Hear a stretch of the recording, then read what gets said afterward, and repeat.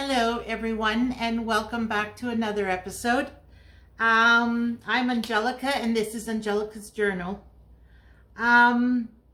So Sunday was Mother's Day. We had a great time. Everybody got together.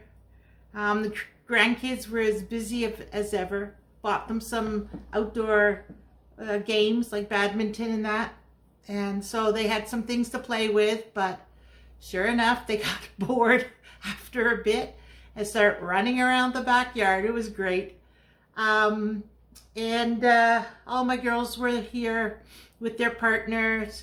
And I had bought a zero gravity chair, 2 of them, because I know one of my daughters is a sun worshiper. She loves being in the sun. And I figured one of my other daughters was also. And sure enough, the 2 chairs, whenever we were outside, they were always taken. So yeah, everybody had a good time. It was good food, good company, catching up on news. Yep, it was a beautiful day. I really enjoyed. And then there was the weather advisory Monday. Don't know if it was Monday night. I think it was Monday night. Today's Thursday, Tuesday, Wednesday, Thursday. Yeah, probably Monday night. If you Google the Alberta wildfires, Alberta, Canada, we have a bunch of wildfires up north that they're trying to control. So I guess it got not close, but close enough that with the wind, the smoke all came into the city. And I don't know if everybody gauges weather or the air quality the same way. I'm assuming everybody does, but I'm not sure. But our air quality on Tuesday was 10 plus, and then yesterday was 11, and so that's high. So it was pretty bad. They were telling people that if you are a senior or young children or people with breathing issues like asthma and that kind of thing, you're supposed to stay indoors. And if you have to go out, to wear a mask. Like, it was really, really bad. So we didn't get any of the fires, but we got the smoke from it. Yeah, so I didn't do any gardening. The last time I did some gardening was on Saturday. And I think I only did a very little. So the air quality is getting better. The sun was not able to shine through all the smoke. And today it's actually able to shine through. There's still a bit of smoke, but the sun actually can break through and we can see and feel the sun now. So tomorrow, maybe even tonight, I'm going to be out there again finishing it up.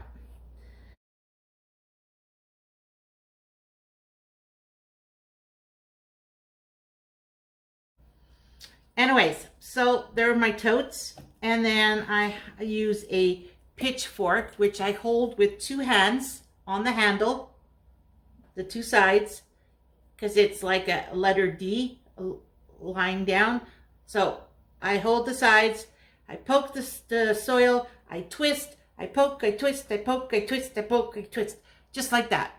And then the top half of those bigger totes and the half barrels will be loose. I shovel it out, put it into my wagon. You can use a wheelbarrow. I use a wagon. So just the top half of the soil I put into the wagon. Then again, poke, twist, poke, twist, poke, twist with the pitchfork. And then once that's all good, I'll level it out.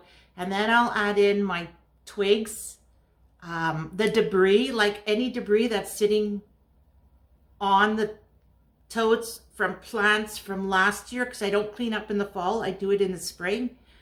So all that dead growth, I will take it off and put it right next to the bucket on the lawn. So that when I get to the point where I'm working on the lower half, like the lower half of the bucket has soil, and then I put my leaves and my twigs and all that stuff into the tote. Then I'll put a double handful, like together, the handful of paper shredding. Then any table scraps, usually one handful table scraps. And then then that's done. And then I go back to my wagon for the upper half of the soil from the tote. And then in that, I already went through a whole page. Hey, nice. In that, I will either add perlite or vermiculite, and I'll also add peat moss, or you can do sphagnum moss, cocoa coir, anything like that. So I am basically enriching the top half of the soil. So you check your soil. If it's really wet and it clumps together, and when you open, it doesn't really open, like it stays pretty much in that fist, then I would add perlite and peat moss. Mostly perlite, because perlite helps with drainage, and vermiculite helps to hold water. So if your soil's really crumbly, you want vermiculite because it'll hold the moisture to help the soil, which can't seem to hold enough moisture, so that your plants can get enough moisture, right? Water. In my case, my soil's very wet. I water it every morning. And yeah, I probably don't have to, but then I find, because Calgary is very dry, and so I find if I skip one, like I tried to do every second morning, but halfway through the day of that second morning, I mean the next day after watering, halfway through the day, it's all dry and my plants are starting to wilt. So I came to the conclusion I have to water every single day, and I water in the mornings. And so I don't need to help retain water. It holds water pretty good, especially with all the organic stuff I put in it. Organic, like compost and manure, and that helps to hold moisture too. So I will mix in some perlite. For half a tote, maybe a cup, maybe a little less, something like that. You get to know it after, and if you put a little more or less, it doesn't matter. But after a while, you'll know what you need. Now, out of the peat moss, the sphagnum moss, and the coconut coir is a high salt content. I don't like using the stuff. I'm sure it's fine, but I don't like it. And sphagnum moss is neutral, and it's also a really, really good product. Probably, I don't know, I'm just so used to peat moss, and I know it's what is it? It's gonna run out. Like peat moss is we've got to start using something else because we're gonna run out, because it's naturally grown. I don't know the difference between peat moss and sphagnum moss. Peat moss will lower the pH of the soil a little bit, which means higher acid. So some people will add something to counteract that, but you really don't have to. Fruits and vegetables don't mind a little bit of acid, a little more acidic soil, and peat moss does not make it like really, really acidic. No, it's just, it makes it a little bit more. It also, peat moss helps for absorbing the nutrients, like so that your soil doesn't, like when you water your soil, there's nutrients leaching out, which is a normal process. But with peat moss, it kind of holds on to it, so the plants can have it, I guess, for a longer period of time. I don't know. I just know that it does help with retaining nutrients. Does sphagnum moss do that too? I'm not sure. I didn't do that much research. I just buy peat moss when I buy my sheep manure. It comes in this big cube. I put it in one of my big totes that I use for gardening, break it up, you know, put a couple of handfuls in with my soil. You know what I mean? I don't know. Yeah, so then once I've enriched the soil that's in the wagon, I mix it with my hands. I have gloves on and I mix it up. So it's all nicely mixed up. And then I just put it back into the container. And then I move on to the next container. And I do the same thing. You know, poke, twist, half the soil in the wagon. Put your sticks, your organic, your paper shredding, all that. Enrich the soil that's in the wagon. Put it back in the tote. Next one. And then you just keep doing them all like that. I don't put any manure or peat moss, perlite, or any of, well, wait a minute.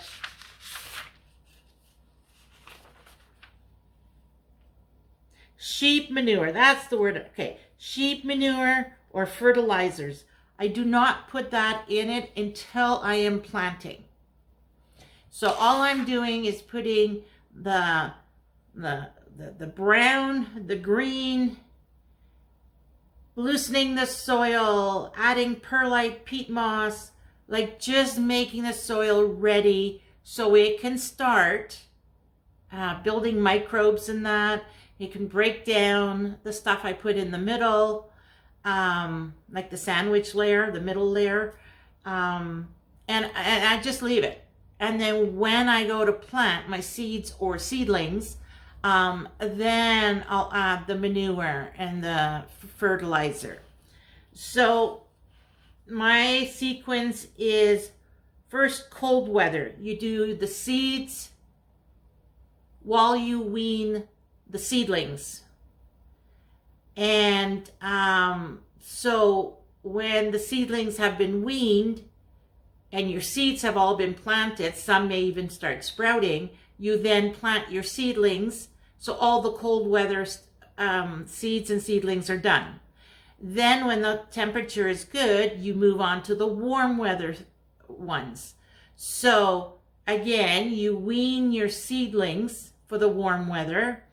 And while they're weaning, you plant your seeds for the warm weather. And then once all your seeds are done, it's probably time to do the seedlings. They will be weaned enough. And then you will plant those seedlings in the garden. When I plant seeds, not seedlings, just the seeds, I only add sheep manure. I'll take a handful, depending the size of the container, maybe a double hand, and I'll mix it into the top 3-4 inches of soil. Just mix it in, plant my seeds.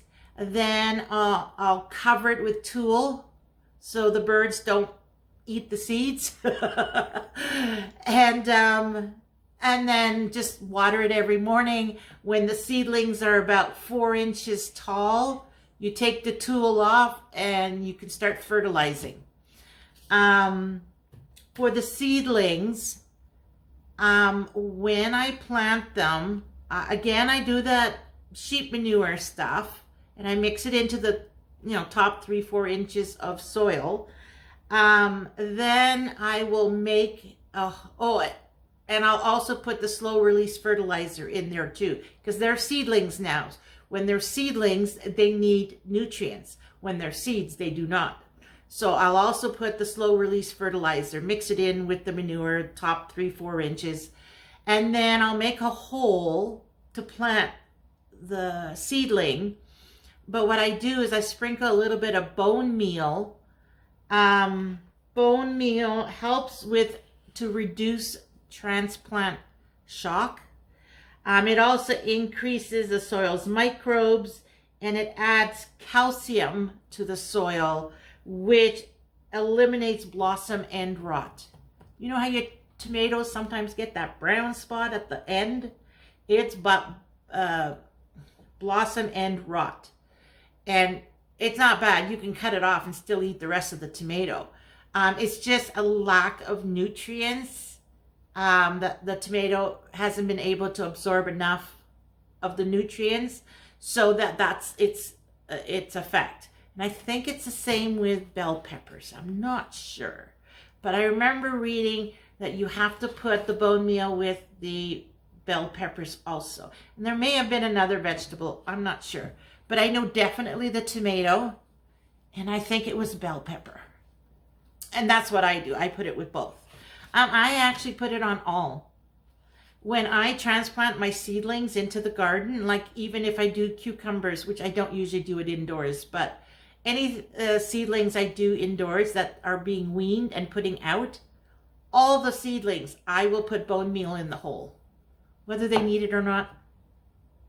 It hasn't had any ill effects, so why not, right? They need their minerals too. So seeds, it's the sheep manure. Seedlings, it's manure, slow release fertilizer, and bone meal.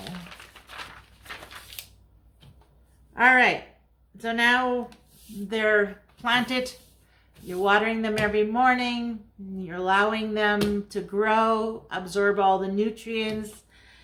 Once seedlings are like 4 inches tall, you can take the tool off. They don't need the protection anymore, and they're on their way. So once I finish all that, I wait about a week, and then, because they have so much in their soil right at that point that they don't need a feeding right away. So when I'm done with everything, I usually wait about a week, and then I will add rock dust, hen manure, and Miracle Grow all-purpose fertilizer. Now, the slow release, I only put on the ones that were seedlings. So as the seeds sprout, I will go and add slow release fertilizer to those. So at the end of the day, everything has slow release fertilizer in it.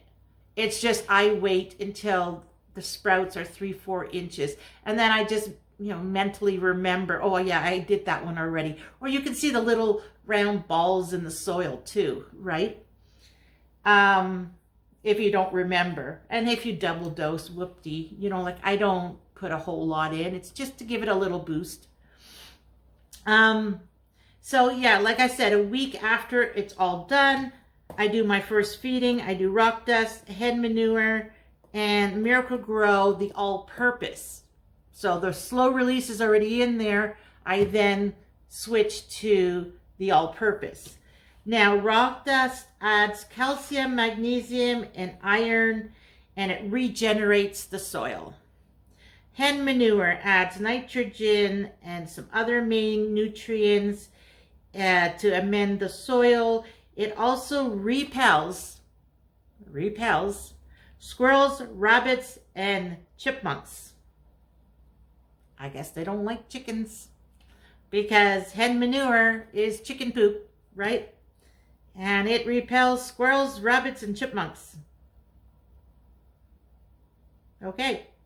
But I have to say, with the way I use it in my containers, it might keep them away from the container, but I still have squirrels in that big spruce tree looking for seeds to eat.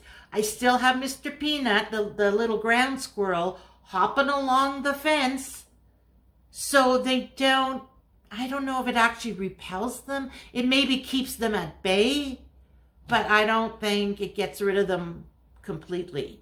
It's just like blood meal, which I'll get to that part. I use blood meal as a repellent for deer and cats, your neighborhood cats and things like that. And it doesn't, yeah, they'll smell it in the air and they'll stay away, but they're still like 10, 15 feet from where I have the blood meal, right? So yeah, it keeps it at bay, is what I'll say. Because how far can it really reach, right? The smell, that they go by smell. So, anyways, whatever. I will give, okay, so first feeding is those. Oh yeah, and then Miracle Grow, it won't burn and it works immediately. And I do mix it in water, and water with the rainwater. I use the rainwater barrels. I fill up a bucket of water. I put in my Miracle Grow, mix it up, and then I'll use that to water my plants every 2 weeks. So let's say I choose Sunday to be the day. Every Sunday morning, I'm not taking my wand, my garden hose. I am doing rainwater, or if there's no rainwater, because I've used it all, then I'll use the hose.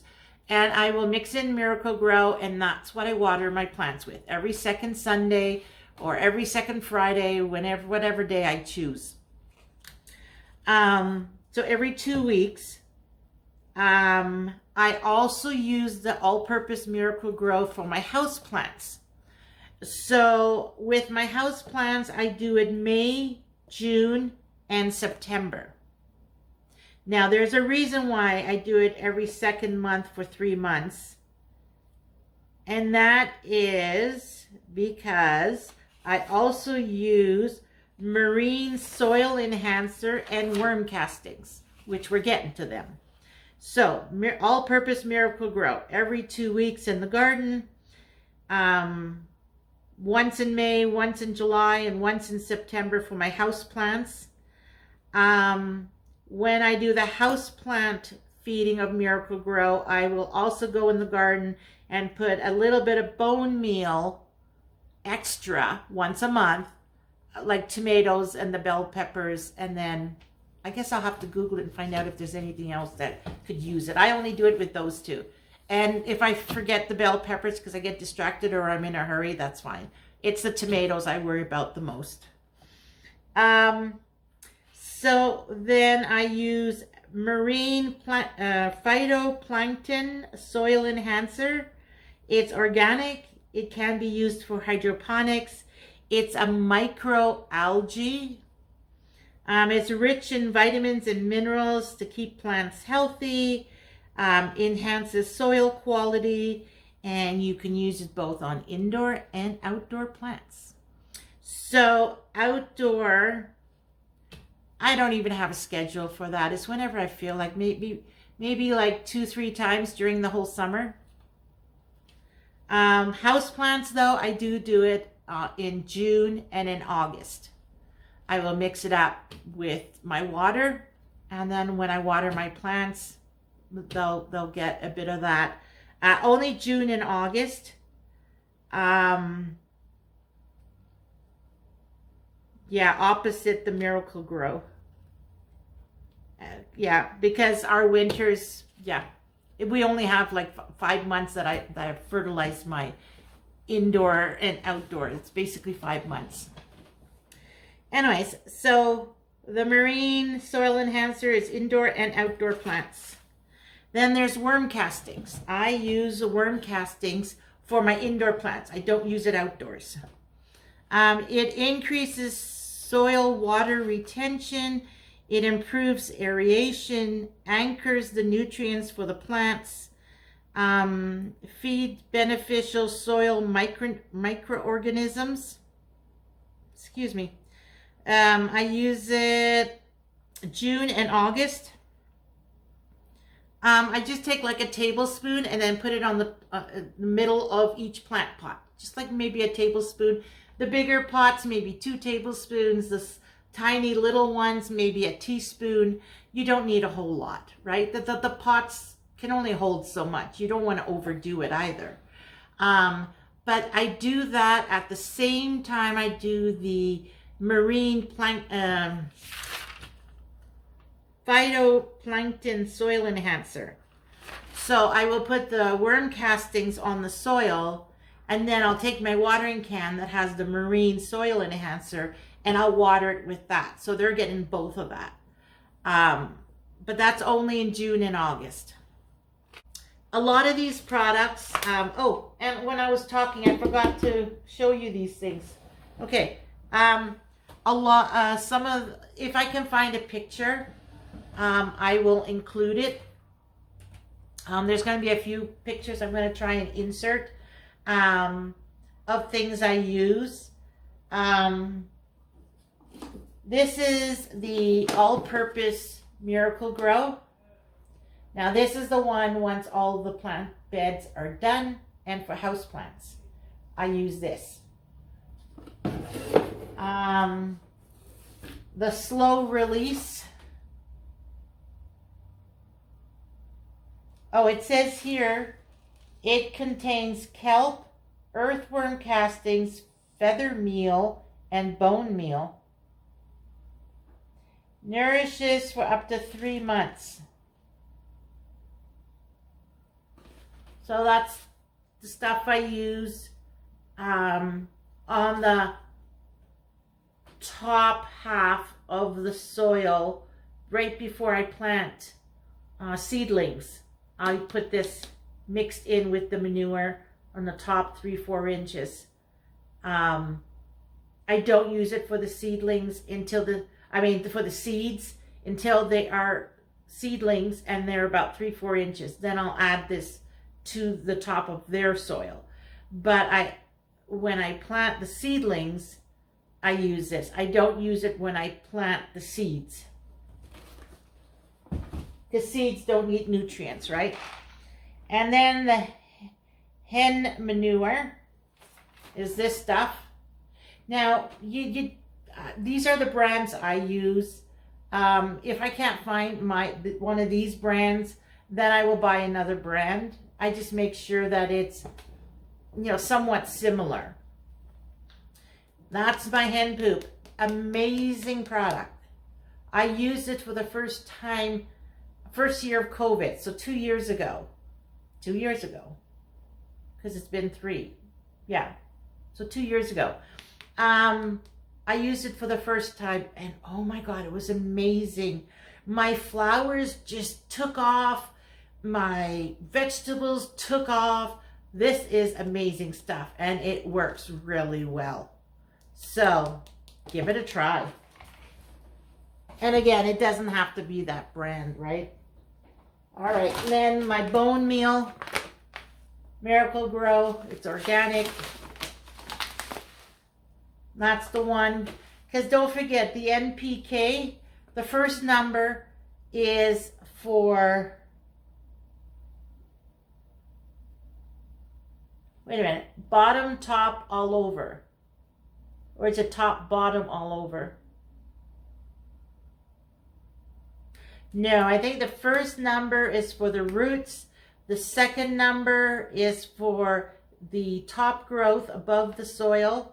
So one's in soil, one's above soil.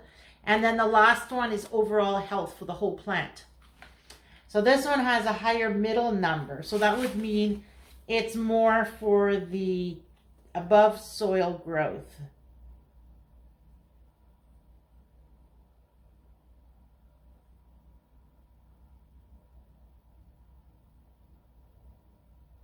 Yeah, I don't know. It doesn't say.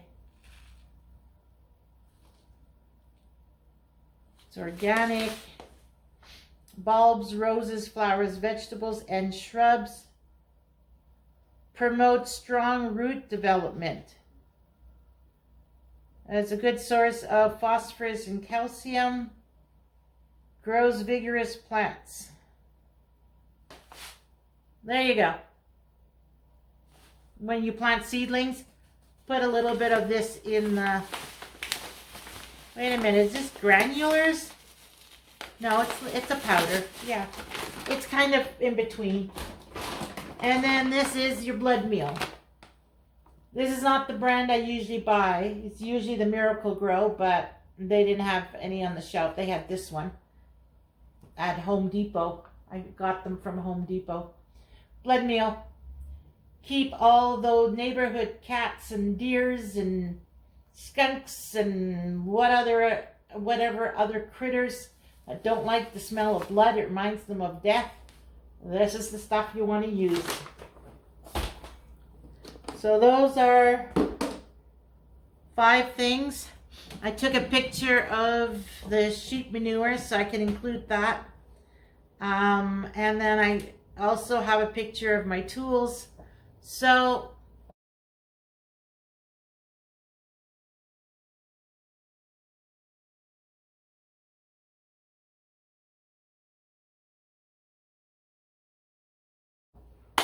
yep, what does it say? Oh my God, we're almost at an hour. I talk way too much, don't I? Should just put the little cue cards, you know, with the words and okay. I don't know. Anyways, that's everything.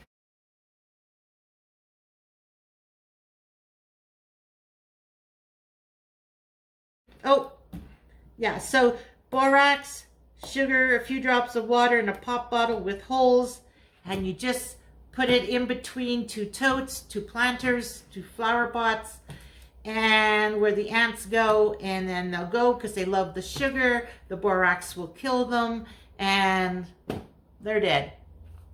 Diatemaceous earth is a little more gruesome. It cuts their exoskeleton. But remember, ants farm aphids. So you want to get rid of aphids, get rid of the ants too. Anyways, that's everything I got. More than enough. I talk way too much. What can I do? That's me. All right, well, do what makes you happy and everything else will fall into place. Hope you enjoyed the video and I'll see you on the next one. Bye for now.